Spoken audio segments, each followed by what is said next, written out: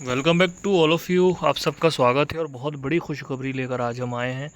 EMRS यानी जो Eklavya model residential school है वहाँ से वैकेंसी, बम्पर वैकेंसी निकल कर आई है। लगभग 7,000 के आसपास वैकेंसी निकल कर आई है। तो पूरी वीडियो को देखिए ताकि आपको पता चले कौन कौन आवेदन कर सकता है, कितने पद हैं टोटल, कितनी जो है किस सब्जेक्ट में पद हैं, क्या फ़ीस है, कब पेपर होगा, पेपर किस तरह से होगा, सभी प्रश्नों के उत्तर जो है हमें इस वीडियो में मिलेंगे। तो चलते हैं वीडियो पर। देखिए, सबसे पहले तो बात करते हैं कि किसको कितनी फ़ीस देनी पड़ेगी। तो अगर हम प्रिंसिपल पोस्ट के लिए अप्लाई कर रहे हैं, प्रिंसिपल पोस्ट के लिए, ठीक है, किस पोस्ट के लिए? प्रिंसिपल पोस्ट के लिए। तो फीमेल, ध्यान से सुनिएगा, SC ST और PWBD कैंडिडेट्स को एप्लीकेशन फ़ी 0 रुपीज़ देनी पड़ेगी, लेकिन प्रोसेसिंग फ़ी ने 500 रुपये देनी पड़ेगी। ठीक है। अगर PGT और TGT की बात करें तो इसके लिए भी एप्लीकेशन फ़ी 0 ही है इनकी, लेकिन किसके लिए फ़ीस देनी पड़ेगी? प्रोसेसिंग फ़ी 500 देनी पड़ेगी। मतलब कुल मिला के 500 रुपये का फॉर्म भर जाएगा। नॉन टीचिंग स्टाफ के लिए अगर आप अप्लाई किए हैं तो भी आपको 500 रुपये देने पड़ेंगे। तो ये तो बात हो गई उनकी, जो आपके जो हैगा रिज़र्व कैंडिडेट हैं।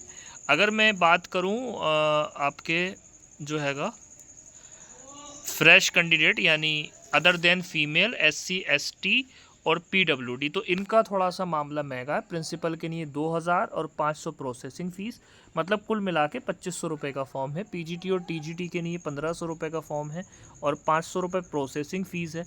तो कुल मिला के जो हैगा आपका जो फॉर्म है 2000 का होगा। नॉन टीचिंग के लिए 1000 का एप्लीकेशन है, 500 का प्रोसेसिंग फ़ीस है, तो 1500 रुपये का फार्म होगा। ठीक है। तो ये तो हो गए आपके जो हैगा फ़ीस, यानी फॉर्म की फ़ीस कितनी जो है जाएगी। अब बात करते हैं कौन कौन इसको भर सकता है और किस किस सब्जेक्ट में कितने पद हैं। ठीक है। तो ये हम आ गए इस पर आपका। अच्छा, डेट्स की बात कर लें पहले। सबसे पहले तो ये डेट्स की अगर हम बात करें तो ये फार्म जो है 19 सितंबर से आपके 23 अक्टूबर तक खुले रहेंगे। ठीक है। यानी 19 सितंबर से आप 23 अक्टूबर तक इसमें अप्लाई कर सकते हैं। अब बात करते हैं कितनी किसकी वैकेंसी है। प्रिंसिपल की अगर बात करें तो 225 वैकेंसी है टोटल हमारे पास। कितनी वैकेंसी का विज्ञापन है? 225 प्रिंसिपल के लिए। PGT की अगर बात करें तो PGT की जो विज्ञापन है वो लगभग 1460 पदों के लिए है। और TGTs की बात करें तो 3962 पद हैं। फीमेल स्टाफ नर्स के 550 पद हैं। हॉस्टल वार्डन के 635 पद हैं। अकाउंटेंट के 61, JSA यानी जूनियर सेक्रेटरीट असिस्टेंट के 228, लैब अटेंडेंट के 146, यानी 7267 पद हैं टोटल। कितने पद हैं? 7267। आगे बढ़ेंगे।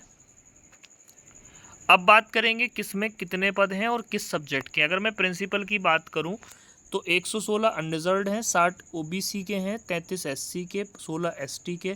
टोटल यहाँ पे 225 पद हैं। और यहाँ पर जो हैगा EWS नहीं दिया गया है प्रिंसिपल में। ठीक है, चलिए, हो सकता है कोई प्रावधान हो। ठीक है। उसके बाद PGT की बात कर लेंगे। PGT में कितने पद हैं? PGT में इंग्लिश में टोटल 112 पद हैं। Unreserved 47, EWS 11, OBC 30, SC 16, ST 8, फिर PWD वगैरह के एक एक पद हैं। हिंदी में 81 पद हैं जिसमें 34 अनरिजर्व्ड हैं, 8 EWS के हैं, OBC के 21 हैं, SC के 12 हैं। मैथ्स में 134 वैकेंसी हैं जिसमें 55 अनरिजर्व्ड हैं, 13 EWS हैं, 36 OBC हैं, 20 SC हैं, ST 10 हैं। केमिस्ट्री में 169 पोस्ट हैं जिसमें 71 जो है अनरिजर्व्ड हैं, 16 जो है EWS है, 45 OBC में है और 25 SC में है और ST में जो हैगा आपका 12 पोस्ट हैं। फिज़िक्स में 198 पोस्ट हैं जिनमें 83 अनरिजर्व्ड हैं, 19 जो है आपका EWS में है, OBC के अंदर 53 है, SC के अंदर 29 हैं और ST के अंदर 14 हैं। बायोलॉजी की अगर बात करें तो 99 में से 43 वैकेंसी अनरिजर्व्ड है, नॉट EWS में है और 26 आपकी OBC की हैं और SC की 14 हैं। हिस्ट्री की अगर बात करें तो 140 वैकेंसी हैं टोटल। 140 में जो है आपका 58 जो है आपकी EWS की हैं, सॉरी 58 आपकी अनरिजर्व्ड हैं, 14 EWS की हैं और लगभग 37 और 14 37 21 10। ज्योग्राफी की अगर बात करें तो 98 टोटल वैकेंसी, 42 अनरिजर्व्ड हैं और 9 वैकेंसी जो हैं आपकी EWS की हैं। 120 वैकेंसी कॉमर्स की हैं जिनमें 49 जो है जिसकी हैं और 12, 32, 18 ऐसे करके हैं। इकोनॉमिक्स की अगर बात करें तो 155 वैकेंसी हैं, इसमें 65 अनरिजर्व्ड हैं, 15 EWS, 41 OBC, 23 SC और ST की 11। कंप्यूटर साइंस में 154 वैकेंसी है, इसका मतलब कुल मिला के PGT में 1460 वैकेंसी हैं, लगभग 1500 के आसपास वैकेंसी हैं। ठीक है, अब बात करेंगे TGT में कितनी वैकेंसी हैं। ये आ गई TGT आपकी। तो TGT की अगर हम बात करें तो देखो TGT में जो है वैकेंसी ज़्यादा है। ठीक है, TGT में हिंदी में 424 वैकेंसी हैं, जिसमें अनरिजर्व्ड 174 हैं, 42 EWS में है, OBC 114 है, SC 63 है, ST 31 हैं। इंग्लिश की अगर बात करें तो 395 टोटल है, अनरिजर्व्ड 162 हैं और 39 वैकेंसी EWS की हैं, OBC की 106 हैं, SC की 59 हैं और ST की 29 है। मैथ्स की अगर बात करें तो 381 हैं, अनरिजर्व्ड की 156 है, EWS की 38 हैं, OBC की 102 हैं और SC की 57 है। ठीक है, इसके बाद सोशल स्टडीज़ में 392 हैं, अनरिजर्व्ड इसकी 161 है, EWS की 39 है, OBC की जो 105 है, SC की आपको 58 है। ठीक है, साइंस की अगर बात करें तो 408 हैं, अनरिजर्व्ड की 167 है, EWS की 40 हैं, OBC की 110 हैं और SC की 61 हैं। कंप्यूटर साइंस की अगर हम बात करें तो 550 वैकेंसी हैं, अनरिजर्व्ड 224 है, EWS की 55 वैकेंसी हैं और OBC की जो है 148 वैकेंसी हैं, SC की जो है 82 वैकेंसी हैं। टोटल 2250 वैकेंसी है और 10 यानी 1044 अनरिजर्व्ड की, EWS की 253, OBC की 685 और SC की 380 वैकेंसी है। टोटल इस तरीके से ये सारी वैकेंसीज हैं। उसके बाद बात करेंगे आगे कुछ रीजनल लैंग्वेज की वैकेंसी हैं, थोड़ी थोड़ी सी हैं, फिर भी हम इनको कवर कर रहे हैं। असामीज़ में 8 हैं, बोडो में 2 हैं, बंगाली में 8 हैं, गारो में 1 है, गुजराती में 2 हैं, कन्नड़ा में 6 हैं, खासी में 3 हैं, मलयालम में 2 हैं, मणिपुरी में 11 हैं, मिजो में 6 हैं, उड़िया में 57 हैं, संथली में 71 हैं, तेलुगु में 44 हैं, उर्दू में 2 हैं। टोटल 223 पोस्ट हैं जो है रीजनल लैंग्वेज की। अगर आर्ट के टीचर की यानी जो है म्यूज़िक वगैरह के टीचर की जो है 314 वैकेंसी हैं, आर्ट की 279 वैकेंसी हैं, पेट मेल की 173 हैं, पेट में फीमेल की यानी PET जिसको कहते हैं, ठीक है, उसकी 299 वैकेंसी हैं, लाइब्रेरियन की 124 वैकेंसी हैं, टोटल वैकेंसी 1189 हैं। नॉन टीचिंग पोस्ट की अगर बात करें तो टोटल वैकेंसी 346 हैं, हॉस्टल वार्डन की मेल की, हॉस्टल वार्डन फीमेल की 289, फीमेल स्टाफ नर्स की 550, अकाउंटेंट की 61, जूनियर सेक्रेटरीट असिस्टेंट की 228, लैब अटेंडेंट की 146, टोटल 1620 वैकेंसी हैं। ठीक है, अब बात करेंगे प्रिंसिपल के और डेजिनेशन की और जो हैगा किसके लिए क्या एलिजिबिलिटी चाहिए। ठीक है, तो थोड़ा सा एलिजिबिलिटी पे बात करेंगे अभी हम। ठीक है, ये आगे एलिजिबिलिटी देखिए, प्रिंसिपल के लिए सब्जेक्ट तो होते नहीं हैं, पोस्ट ग्रेजुएट ये आपकी सैलरी दी गई है। प्रिंसिपल यदि आप बनते हैं EMRS में तो आपकी जो सैलरी है 78,800 से लेके 2,92,000 होगी और अगर आप PGTs में सेलेक्ट होते हैं तो 47,600 से 1,51,100 रुपये की आपकी जो होगी वो होगी सैलरी। उसके बाद TGT की अगर बात करें तो TGT में आपको यहाँ मिलेंगे 44,900 से 1,42,400 के बीच आपकी वैकेंसी वो होगी सैलरी। उसके बाद अगर लाइब्रेरियन की बात करें तो आपको मिलेंगे 44,900 से 1,42,400 और आर्ट वगैरह में है तो 35,400 से लेके 1,12,400 और फीमेल स्टाफ नर्स में आपकी सैलरी जो होगी 29,200 से 92,300 के बीच होगी। ठीक है, तो ये हो गई बात आपकी सैलरी को लेके। फीमेल स्टाफ नर्स की भी 29,200 से है, हॉस्टल वार्डन की भी 29,200, अकाउंटेंट 35,400, JSA की 19,900, लैब अटेंडेंट की 18,000। मोड ऑफ एग्जामिनेशन की अगर हम बात करें तो EMRS 2 एग्ज़ाम लेगा, एक टीयर फर्स्ट लेगा, एक टीयर सेकंड लेगा। तो इन्होंने अलग अलग स्कीम भी बताई है किसका एग्ज़ाम किस तरीके से होगा। प्रिंसिपल की बात करें तो प्रिंसिपल का जो एग्ज़ाम है उसमें 2 तरह का एग्ज़ाम होगा, फिर इंटरव्यू होगा। इसमें रीजनिंग और न्यूमेरिक एबिलिटी से 10 प्रश्न आएंगे 10 नंबर के, जनरल अवेयरनेस से 10 प्रश्न होंगे 10 नंबर के, academic residential aspect detail syllabus और नेस्ट वेबसाइट पे 30 प्रश्न होंगे, टोटल मार्क्स भी 30 मिलेंगे। Administration and finance detail syllabus on MCT website 30 question 30 marks के होंगे, लैंग्वेज कॉम्पिटेंसी 20 नंबर की होगी, टोटल 100 नंबर का टेस्ट होगा, 2 घंटे इसके लिए मिलेंगे। ठीक है, उसके बाद आगे बढ़ेंगे। सेकंड ईयर जो होगा, सेकंड ईयर प्रिंसिपल के लिए जो होगा, इसमें एकेडमिक और एसेंशियल एस्पेक्ट क्वेश्चन होंगे, एडमिनिस्ट्रेशन फाइनेंस डिटेल सिलेबस आपका वेबसाइट पे नेस्ट पे है। 40 ऑब्जेक्टिव होंगे, 15 डिस्क्रिप्टिव होंगे, टोटल मार्क्स जो होगा ऑब्जेक्टिव के 40 और डिस्क्रिप्टिव के साथ टोटल नंबर मिलेंगे 100। ठीक है, इसके लिए जो शॉर्ट लिस्ट कैंडिडेट किए जाएंगे वो फिर जो है बाद में इंटरव्यू के लिए बुलाए जाएंगे। पर्सनल इंटरव्यू 40 नंबर का होगा। इसके बाद जो है टीयर सेकंड की 80% वेटेज और 20% जो है आपकी वेटेज होगी इंटरव्यू की। इस तरीके से टोटल जो वेटेज होगी वो 100% होगी। इस तरीके से जो है टोटल एग्ज़ाम होगा। The third thing is PGT. PGT में जो है 2 टीयर एग्ज़ाम होंगे। Preliminary qualifying examination OMR mode में होगा, जिसमें जनरल अवेयरनेस के 10% होंगे 10 नंबर के, रीजनिंग एबिलिटी 15 नंबर की होगी 15 मार्क्स की, knowledge of ICT 15 question 15 marks के, टीचिंग एप्टीट्यूड 30 क्वेश्चन होंगे 30 मार्क्स के, डिज़रेबल नॉलेज जो होगी वो आपकी 20 क्वेश्चन होंगे और 30 मार्क्स के होंगे। एनईपी जो होगी वो 2020 से इसको एड्रेस किया जाएगा। उसके बाद paper 6 language competency test, general English and general Hindi 10 marks each subject. This part is qualifying in nature only with the minimum 40% marks together, minimum 8 marks out of the 20 marks combining the English and Hindi. Part 1st to 5th of the candidate will not be evaluated if she fails to attain the qualifying marks in part 6. Then the question is will be the 20 questions and the 20 marks.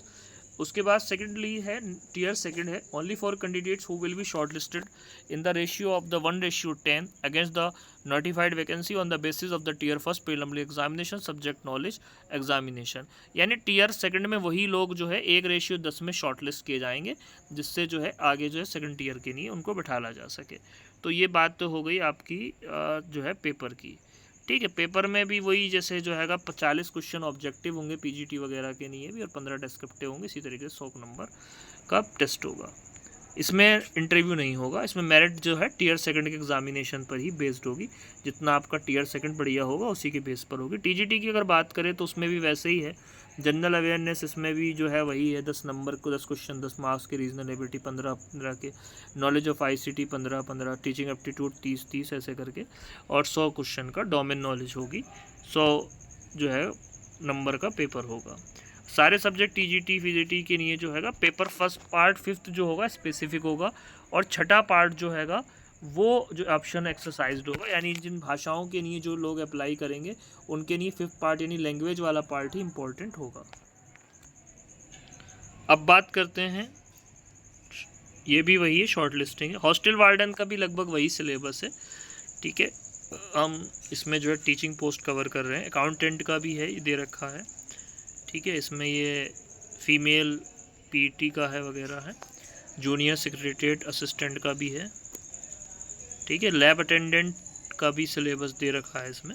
हम teacher वाला syllabus cover कर रहे हैं। तो हमने vacancy की बात कर ली और हमने बात कर ली कि कौन कौन दे सकता है इसको। अभी हम इसमें एलिजिबिलिटी की थोड़ी सी बात और करेंगे कि एलिजिबिलिटी कौन है और एज लिमिट क्या है। देखिए, प्रिंसिपल के लिए जो एज लिमिट है यहाँ पे वो 50 साल है। 50 साल से ज़्यादा नहीं होनी चाहिए। और EMRS के लोगों के लिए 55 साल तक की, SC OBC और ST को अलग से छूट दी गई है। इसकी क्वालिफ़िकेशन की अगर मैं बात करूँ तो इसमें क्वालिफ़िकेशन वही है, मास्टर डिग्री चाहिए 50% मार्क्स के साथ, बीएड चाहिए 50% मार्क्स के साथ, या फिर 3 ईयर का इंटीग्रेटेड बीएड एमएड करा हुआ हो NCT रिकॉग्नाइज्ड इंस्टीट्यूशन से लीस्ट 50% मार्क्स से, या फिर 4 साल की इंटीग्रेटेड डिग्री होनी चाहिए बीएड कंपोनेंट के अंदर। एक्सपीरियंस की अगर बात करें तो ऐसा कोई भी आदमी जिसने प्रिंसिपल की पोस्ट सेंट्रल स्टेट गवर्नमेंट या किसी ऑटोनॉमस स्कूल में सेंट्रल स्टेट गवर्नमेंट के जो हैगा रहा हो और लेवल 12 पे वो रहा हो, 78,800 की सैलरी पर वो रहा हो, तो फिर वो जो है प्रिंसिपल के लिए अप्लाई कर सकता है। या फिर वाइस प्रिंसिपल रहा हो, असिस्टेंट एजुकेशन ऑफिसर हो, central state autonomous organisation of central government या स्टेट गवर्नमेंट का, और इन लेवल 56,100।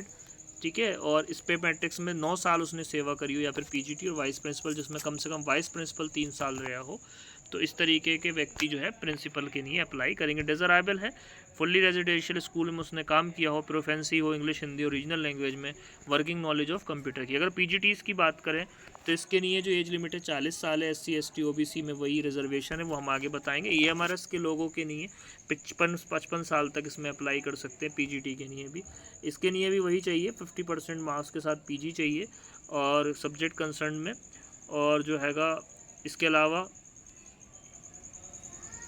बीएड की डिग्री चाहिए, BEd degree from the NCT, ठीक है।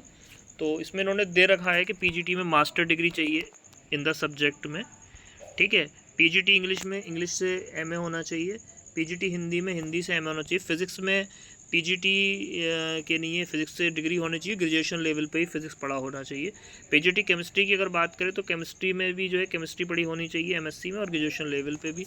मैथ्स की भी यही एलिजिबिलिटी है, मैथ्स का जो है उसमें होना चाहिए पीजी होना चाहिए, या फिर जो हैगा उसका ग्रेजुएशन लेवल पे पढ़ा होना चाहिए। इकोनॉमिक्स की भी वही है, पीजीटी बायोलॉजी की भी वही है, ठीक है। पीजीटी हिस्ट्री में भी है, हिस्ट्री स्पेशलाइजेशन हो और उसने ग्रेजुएशन लेवल पर भी हिस्ट्री पढ़ी हो, ठीक है। पीजीटी अगर ज्योग्राफी की बात करें तो ज्योग्राफी में की जो हैगा ज्योग्राफी भी उसने जो है ग्रेजुएशन लेवल पे पढ़ी हो। पीजीटी अगर कॉमर्स की बात करें तो उसने जो है कैंडिडेट ने अकाउंटेंसी और बिजनेस स्टडीज़ को ग्रेजुएशन लेवल पे पढ़ा हो, और जो है इकोनॉमिक जो हैगा इसमें एलिजिबल नहीं होगा, ठीक है। उसके बाद बात करेंगे पीजीटी की में कंप्यूटर साइंस की अगर बात करें तो देखो कंप्यूटर साइंस का जो हैगा सीधी सी बात है, इसमें कंप्यूटर साइंस के लिए जो है बीएड नहीं मांगा गया है, ये बहुत अच्छी बात है। इसमें एमएससी कंप्यूटर साइंस मांगी गई है, या फिर जो है आप एमसीए हो एमई हो या फिर जो है एमटेक हो कंप्यूटर साइंस से, इसमें बीएड नहीं है। लेकिन बीएड आगे के प्रमोशन और फ्यूचर के लिए ज़रूरी है, इसमें ही साफ साफ लिखा गया है। एज रिलैक्सेशन इसमें भी वही है, टीजीटी में 35 साल की एज है, और इसकी जो एलिजिबिलिटी है उस पर थोड़ा बात कर लेते हैं। इसमें बैचलर डिग्री चाहिए 50% मार्क्स के साथ में, या फिर पीजी हो, पोस्ट ग्रेजुएशन हो कंसर्न सब्जेक्ट में 55% के साथ में, और बीएड या फिर एमएड जो हैगा किसी इंस्टीट्यूट से आपने करा होना चाहिए, ठीक है। इसमें आपका जो बीएड डिग्री है वो एनसीटी रिकॉग्नाइज ऑर्गेनाइजेशन से होनी चाहिए, ठीक है। उसके बाद जो हैगा इसमें सीटेट ज़रूर मांगा गया है। सीटेट आपका जो है कट ऑफ के डेट से पहले पहले हो जाना चाहिए, यानी जो भी आपका सीटेट है सेकंड वाला पेपर जो होता है सीटेट का, जूनियर वाला जो होता है उसका पेपर आपका क्वालिफाई होना चाहिए। लेकिन इसमें ये आपको छूट दी गई है कि आपका जो कट ऑफ की डेट आएगी उससे पहले पहले ये आपका हो जाना चाहिए, ठीक है। टीजीटी हिंदी के लिए स्टडी हिंदी जो है इलेक्टिव मेन सब्जेक्ट के रूप में तीनों साल आपने पढ़ी हो, अंडर ग्रेजुएट इसमें 3 साल का मांगा गया है। और टीजीटी इंग्लिश के लिए इसमें इलेक्टिव और मेन सब्जेक्ट मांगा गया है 3 साल के ग्रेजुएशन के साथ में, अंडर ग्रेजुएट कोर्स, ठीक है। 3 साल में रही हो आपके पास। टीजीटी मैथ्स की अगर बात करें तो टीजीटी जो मैथ्स है वो भी आपके पास में जो हैगा 3 साल रहनी चाहिए। टीजीटी साइंस की बात करें तो बॉटनी जूलॉजी, अगर main subject biology life science का है, इन्होंने बहुत अच्छी तरीके से बना के दिया है, तो केमिस्ट्री में और बॉटनी जूलॉजी का एक सब्जेक्ट हो, बॉटनी में मेन सब्जेक्ट हो तो chemistry and zoology subsidiary subject हो, जूलॉजी में हो तो केमिस्ट्री और बॉटनी जो है सब्सिडरी सब्जेक्ट हो।